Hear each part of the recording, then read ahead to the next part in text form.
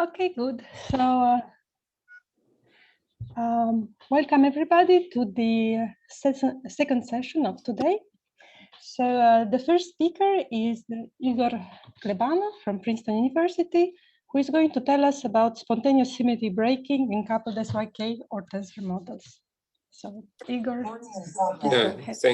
thank you very much for the invitation and organizing this great conference. And I should say that I think it's a great idea to honor Professor Itzikson with these continued annual meetings because his influence on the field goes unabated. And I actually had the honor of meeting him in person. And the last time was 27 years ago at a conference in Los Angeles at USC. And it was very impressive to be in one room with him. He showed great interest in all the talks. So it's an honor to speak here. So the subject, here is my title. Some of you probably heard talks by similar title, but I hope you hear something new in this talk. And here is an incomplete list of papers that this will be based on. There will be, after an introduction on SYK and tensor models, I'll talk about basically two coupled models. One is two coupled Majorana SYK models, and the other one, more recent work, is two coupled complex SYK models where there is breaking of U1 symmetry. So the SYK model, I will assume that you heard very nice talk by Subir where he gave a great introduction to the subject, so I'll be very brief here. Basically, we have a large number of Majorana degrees of freedom. I'll call this number n sub SYK to distinguish it from another n that will figure in my talk. And basically, you couple q of them at a time with a random Gaussian distributed tensor with appropriately adjusted variance. And this model is interesting because it's probably the closest thing you can get to conformal quantum mechanics. It flows to strong coupling and becomes nearly conformal. This has, of course, been a very active subject of research in recent years. And the simplest dynamical case that I'll focus on is Q equal 4. The large n limit is exactly solvable because one can say that only so-called melonic Feynman diagrams contribute. And here are pictures of these diagrams. The dashed line corresponds to averaging over products of two J's. And this is called the basic melon graph insertion. And then there are continued melons inside melons, as I'll discuss. And the exact solution shows resemblance with physics of certain two-dimensional black holes. So I will talk in a second about a non-disordered model which has a similar melonic limit.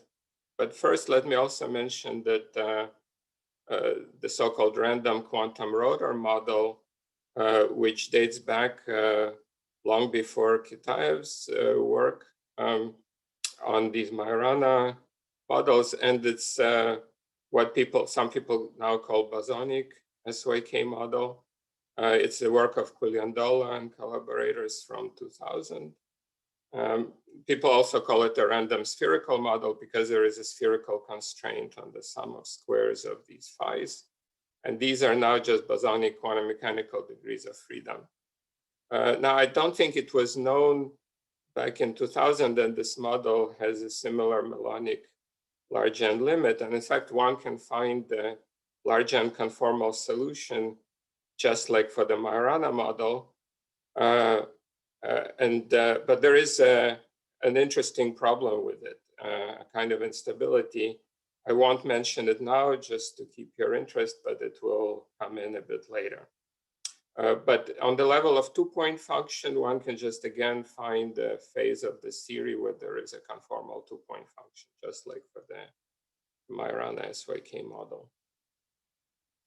And now the the ON cube tensor model, as advertised, there is a non-random model with similar physics. Now you take n sub SYK to be n cube. So there are n cube Majorana fermions, and they have triple labels, psi, A, B, C. And this model has a ON cross ON cross ON symmetry corresponding to rotation, separate rotations on each of these three indices. These are really different indices, so there is no symmetry or anti-symmetry assumed in these indices. And this particular Hamiltonian plays an interesting role in this consideration.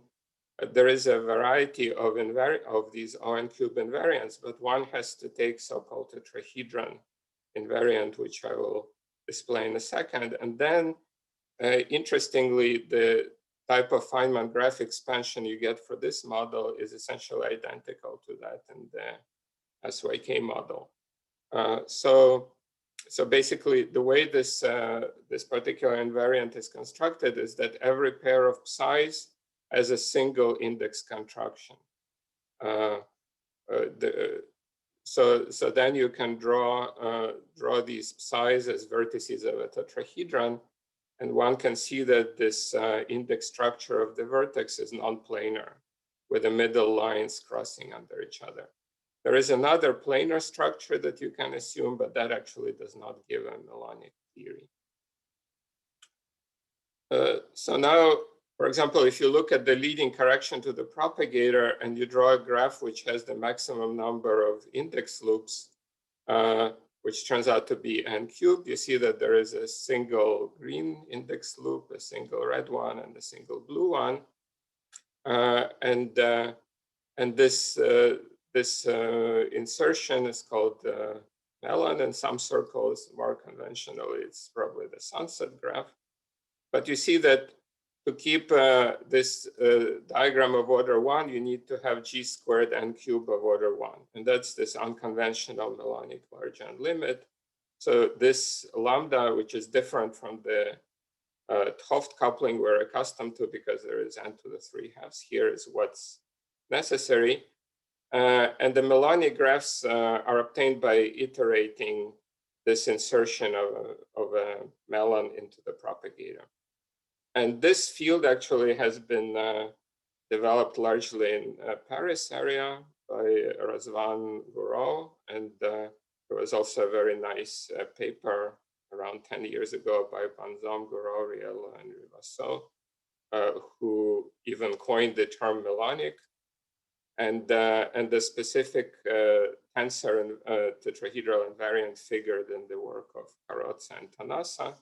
But then with Grisha Tarnopolsky, we adapted it to the quantum mechanical setting of Majorana quantum mechanics.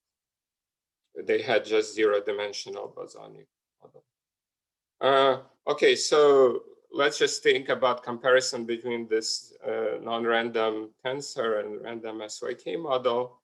You can just think of composite indices I, which are triple indices. And then one can again write it in the same form, J, psi, psi, psi. But now J's are just the product of delta functions. So instead of being Gaussian distributed, they take values 0, plus or minus 1 in some units. And most of them are actually 0. The number of distinct terms that one can compute in this model only scales like n to the 6. But if you just take a completely random model with n cube Majorana fermions, you would get order n to the 12 distinct terms. So it's a very sparse Hamiltonian from that point of view. But rather miraculously, in the large n limit, it gives the same physics, which is this dense spectrum near the ground state that Subir talked about. Now, if you just do it in practice numerically, it's actually harder, but this was tackled in the paper by Kirill Pokrovsky, Fedor Popov, Grisha, and I. And we basically tackled the model with O4 cube symmetry, which already seemed impossible, but then due to some tricks that Kirill introduced, we were able to to actually solve for the, for example, O4 cube invariant spectrum completely.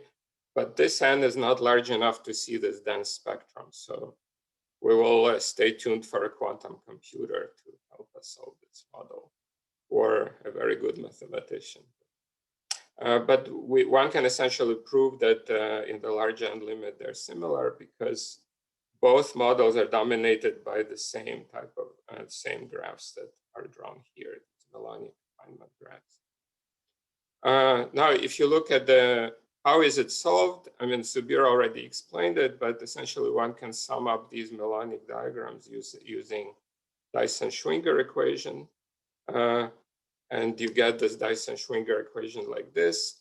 In the UV, the green function is just 1/2 times the sign. But then in the infrared, it flows to this conformal, to this nearly conformal form. It's not exactly conformal because in the UV at 0, it's fixed to be 1/2, of course, but it approaches it in the middle, and you get this conformal approximation. As I mentioned, for this Quillian-Dolla et al. Random rotor model, you can get essentially the same form, but for boson, same type of form, but for boson. Now, a more interesting thing is to look at the 4-point function, which leads to the spectrum of bilinear operators. This is, again, by now a very well-established technique. You get this kernel, which is made out of product of conformal 2-point functions. And the eigenvalues of this kernel give us the spectrum of scaling dimensions of these fermion bilinear operators. This you probably saw in a number of talks. There is this transcendental equation you need to solve numerically. And the first solution is h equal to 2, which describes the mode in this JT dilaton gravity. But then there is a sequence of non-exact numerical solutions that you find in this model. Okay, so this is the nearly conformal SYK model. But now I want to talk about what happens if you make the story a bit more complicated. Namely, you can couple two of these models together in a certain way. Now, there are a variety of different couplings, but I will, so one coupling that probably many of you heard about is the one by Maldacena and Chi, where you take the same random, say, random J for both models, and then you add a non-random term, which is mu chi 1I, chi 2I. And that model has been very important in the context of wormholes. Now, we actually, for some historical reasons, adopted a purely quartic coupling with this coefficient alpha. So this model also can be written, it resulted from playing with various tensor and complex SYK models. So it's a coupling of two O(n) cube tensor models, also can be written in this form. But the bottom line is that in this, unlike in the Maldacena-Chi model, there is no broken Z2 symmetry. For example, the symmetry under reversal of the sign of chi1 is still preserved in our model.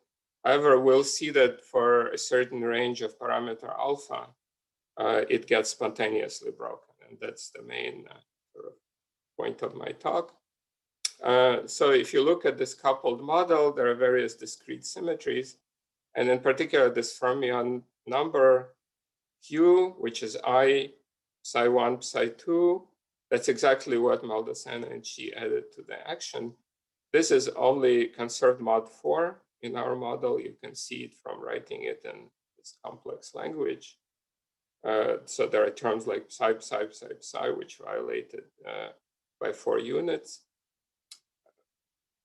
But then we want to basically look at the spectrum of bilinear operators as a function of alpha.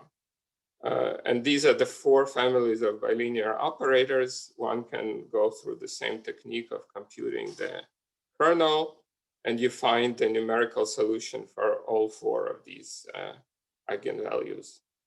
Okay, there are 4 families. One of them is exactly the same as in the single SYK model and independent of alpha. It's a kind of universal family. And the other three depend on alpha in some interesting way. Another interesting feature of this simple model is that there is a kind of duality that acts on alpha, which results from this transformation on psi fields. And then you find that apart from rescaling of energy, you get alpha prime, which is this function of alpha. And this allows us to restrict alpha to the range from -1 to 1/3 without loss of generality. And here comes a very amusing discovery that while for alpha between 0 and 1/3, you just get some kind of evolution of these levels and nothing particularly notable happens. The two lowest operator dimensions actually merge. Well, it's just one. For every solution H, there is also solution 1 minus H by the usual sort of shadow principle. And when H hits 1/2, these two solutions merge and then they go off into a complex plane. So for alpha less than 1/2, this large N solution has a complex mode. And that's definitely not something that should be there. So this is basically one sign that something goes wrong with this conformal solution for negative alpha.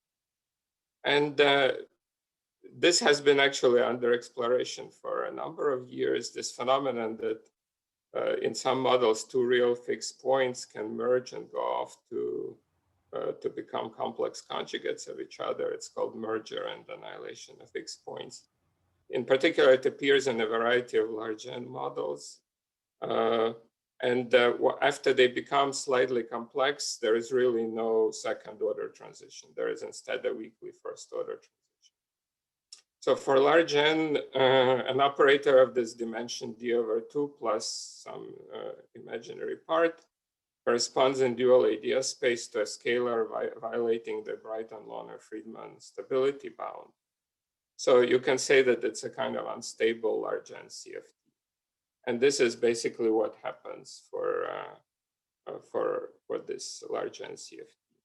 So it becomes essentially unstable, this conformal phase. And the question is, what is the stable phase?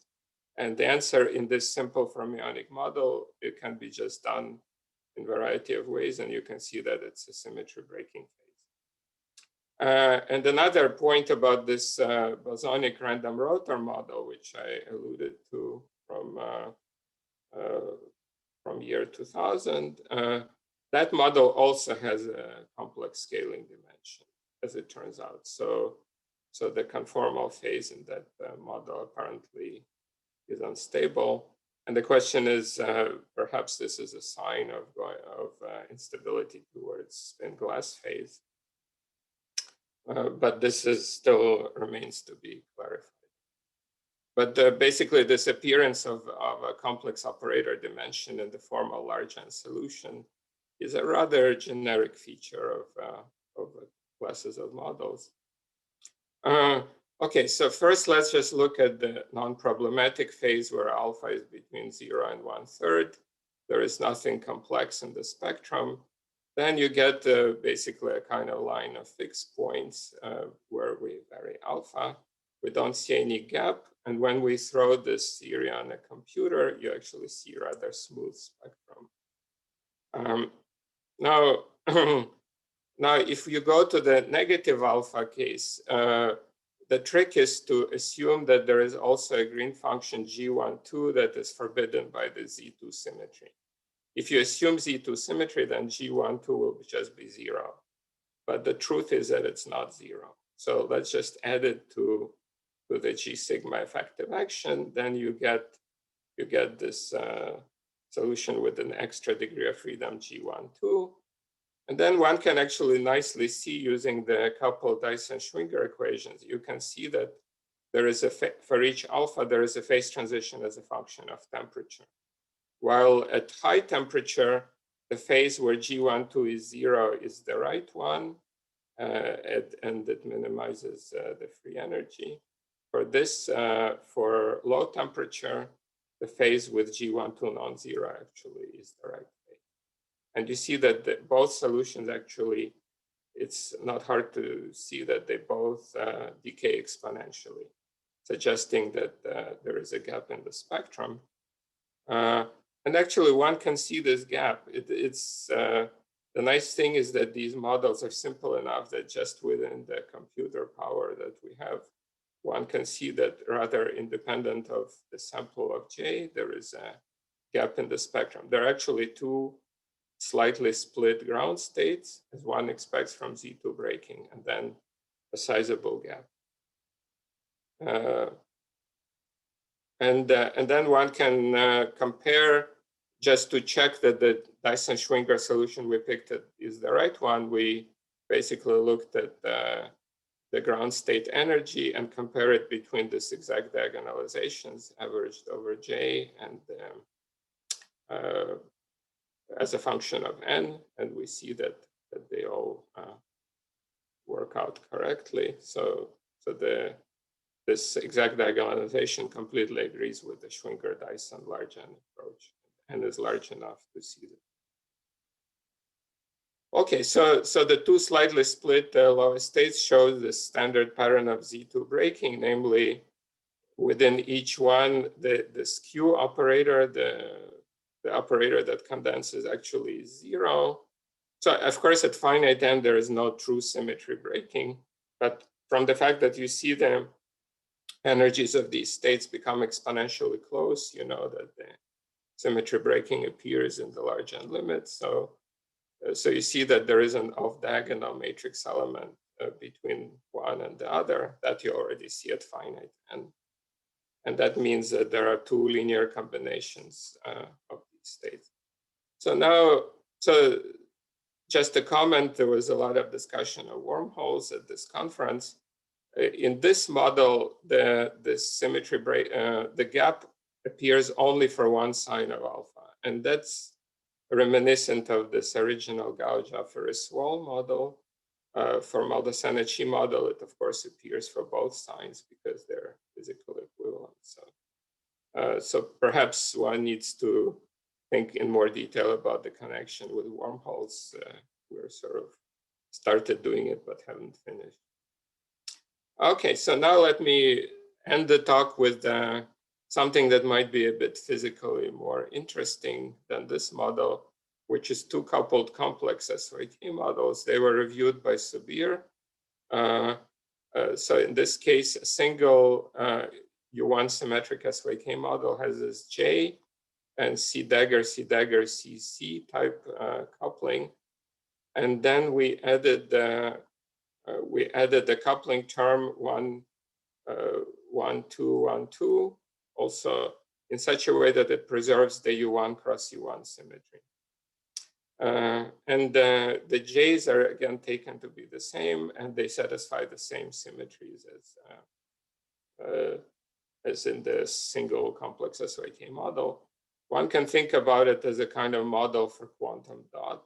And indeed, there was in the literature some models like this, where 1 and 2 can be thought of as spin up and spin down, but there is no full SU2 symmetry in this model. There is a parameter where it appears, but there is no symmetry breaking so far. Okay, so we have these two U1 symmetries, the overall charge symmetry and the kind of axial symmetry. And we know, basically we'll show that for alpha less than 0, again, the axial symmetry is broken by a VAV of this charged operator, C1 dagger I, C2I. And again, one can see this both using Dyson Schwinger and exact diagonalization. And also, just coming back to my earlier point, one can also see it from the fact that in the conformal phase, there is an operator, this corresponding operator, C1 dagger C2, actually acquires an imaginary part for negative alpha. You see this imaginary part turn on. So again, basically this complex dimension signals that there is something wrong with the conformal phase of the theory. So now looking at Dyson-Schwinger equations, they look extremely similar to the Z2 model that I discussed in detail before, just slight changes in parameters. But there is no exact duality symmetry in this case. And again, we have numerical solutions where we basically see that for different values of alpha in the high temperature phase, there is no symmetry breaking, but then at some critical temperature, it appears. Basically, as you move from here to here to here, you're going to lower temperature. And this G12 of 0 can be used to calculate the value of the condensate. And again, the Green's functions decay exponentially. Now, from exact diagonalization, now there are different charge sector for Q plus and Q minus. And again, in some charge sectors, we clearly see the gap appearing, which is again similar to the Z2 model. Again, to support the Dyson-Schwinger approach, we can do the fits as a function of n for the ground state energy, and then compare the E0 over n with the Dyson-Schwinger approach. And again, there is very nice agreement between these red dots obtained from exact diagonalization and the Dyson-Schwinger approach. So the new feature, of course, with the continuous symmetry breaking is the Nonproblematic mode. And this appears due to the fact that the different value, the ground states with different values of Q minus, this axial charge, in the large n limit will become degenerate. And in general, the formula for the ground state energy as a function of Q minus has this structure where B minus is of order n. So there are 1 over n splittings, and and this quantity here is called the compressibility. In particular, this K minus is the compressibility for the axial mode. And so we basically see this nice parabolic structure for the Q minus dependence. But in the large n limit, all these parabolas will flatten out and you will get the nearly degenerate states corresponding to the Nonproblematic mode of broken U1. So let me conclude. Basically, probably all of you have heard many times about random models and that they are nice models of quantum chaos. There are also, interestingly, these non-random models which have exactly the same large n limit, although for 1 over n corrections, they deviate strongly from the SYK models. And in particular, this ON cube symmetric fermionic quantum mechanics seems to be the closest non-random counterpart of the Majorana SYK model. In these both cases, solution of the Dyson-Schwinger equation gives a nearly conformal phase with real scaling dimensions. But in more complicated models, there is this generic danger of finding a formally complex scaling dimension. And that indicates that there is something wrong with the conformal phase. And often, as I showed, it indicates an instability to symmetry breaking, with some kind of spontaneous symmetry breaking in the large n limit. But of course, one has to think what is the right pattern of symmetry breaking. And in the two models that I exhibited, the two coupled Majorana and the two coupled complex SYK, I think we were able to see what the pattern of breaking is and check it in a variety of ways. And in particular, with this two coupled complex SYK exhibits a pairing phenomenon similar to superconductivity. I guess one question is, is this good for something? Well, maybe for wormholes, but on a more practical level, maybe there can be some kind of quantum simulator for such coupled SYK models where one can check these things. So thank you very much for your attention.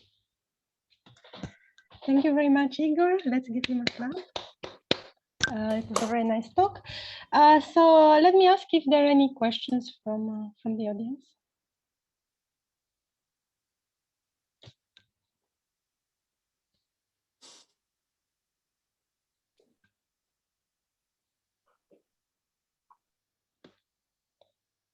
Maybe I can.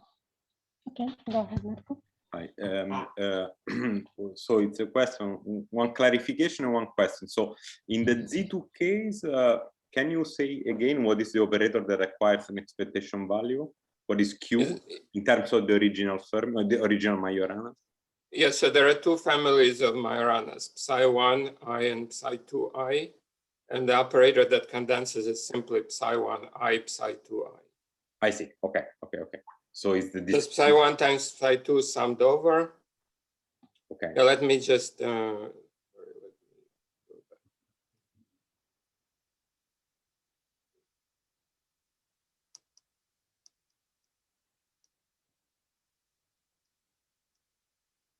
so there are two formulations of this model. In the tensor formulation, there are Psi1 ABC and Psi2 ABC. In that case, we just have Psi1 ABC, Psi2 ABC. Okay. So this operator is nothing but the fermion number, right? If you form complex combination of Psi1 and Psi2. Okay. Mod. And so the other question is, I don't know if do you know or have you checked, is it replica symmetry breaking in this coupled SYK models? Have you consider that, or you know that this is not going to happen? In the SYK, I think it's clear, but because if you compare with other, this story reminds me a little bit like the talk of Olivier Marcollet and Beer, where when you have actually symmetry breaking to phases that develop order parameter, and in that case they also have spin glass. Yeah, we think there is no replica symmetry breaking. I think for the single SYK it was checked. Yeah. But when you start coupling, okay. Yeah, I should say also that in the tensor model, there is no even notion of replica symmetry breaking.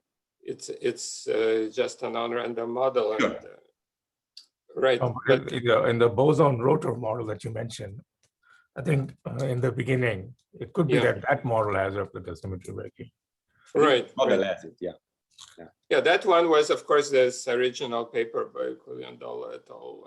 Explored the replica symmetry breaking. I guess the question is whether this complex mode that we're seeing could have something, signal of tendency towards replica symmetry breaking. Yeah, that's an interesting question. Yeah, I mean, as I mentioned, I don't know if I were explicit, but this model was studied in more detail recently by Subir and Grisha and Maria Tikhanovska and one other co-author. Hayu Guo. Guo, right. And they determined actually, it's this paper here. So they determined the spectral functions, and basically in that case, because it's a spherical model, you need to tune the mu phi squared operator, and then you can get the conformal 2-point function. But then there is this peculiar fact that first of all, this model you cannot study using exact diagonalization, so there is nothing, I guess, to check there. And the Dyson Schwinger equation has this 2-point function solution, but then there's definitely this complex mode. Actually, in a paper in 2017 with Grisha and Simone Giombi, we found complex mode, and for these type of models, you can even do 4 minus epsilon expansion for this kind of model. And already in 4 minus epsilon dimension, you see the complex mode. So it seems like this complex mode stays with us in the Q=4 model all the way from 4 minus epsilon down to 1 dimension. But it may be a very interesting question to re-examine this model. And then more questions? I actually had a question, whether you know what the holographic dual to the full interacting system is? The fully interacting SYK model? Yeah, so you mentioned at some point some wormhole, traversable wormhole. So I guess by that you mean that you entangle the two systems and you add some interaction and gauge phase. But I meant if you take your full model on the boundary, if you want at finite temperature, do you know what the holographic dual to that is? Yeah, of course, this is a very complicated question. I think the model where you just take the truncation to H=2 mode, that's the JT gravity. But I don't think it's known. Yeah, it's not even in the SYK model, we don't fully know the dual of the whole story. Yeah. Now in the tensor model, the story is on some level, it looks like a more conventional quiver type theory, but in that model, there is this extra question that the number of operators in the tensor model grows very rapidly.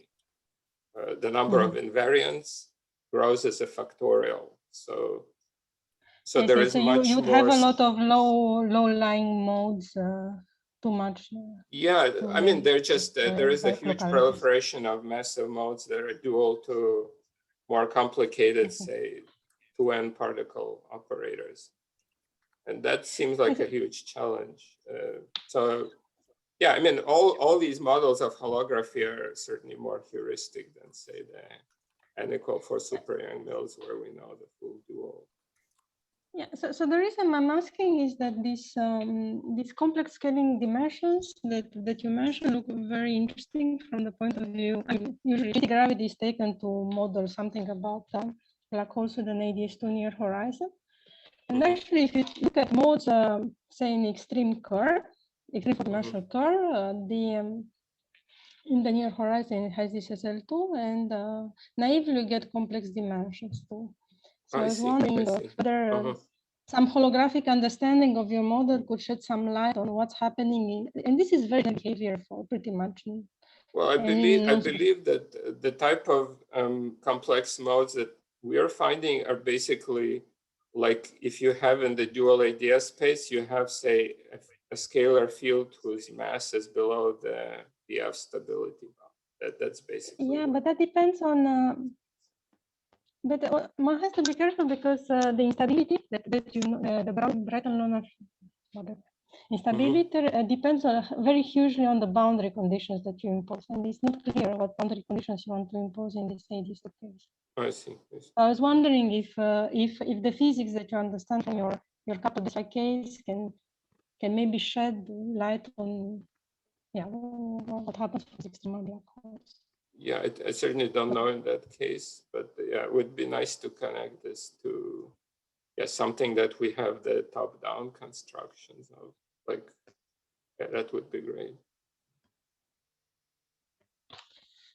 Okay. Are there any more questions? Okay, if not, let's thank Igor for a very nice talk. Thank you. Thank you.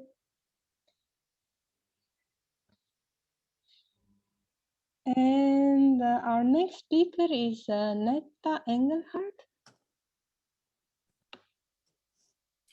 Hi, Monica. Hi, Netta. Let me I can't actually see you, but I hear you. So you can't hear me? I can see you. I can hear you. You're good.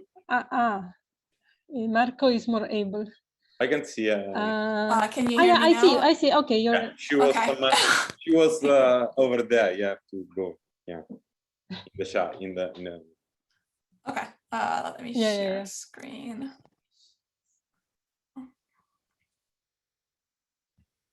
All right. Can you all see this? Yep. Great. Yes.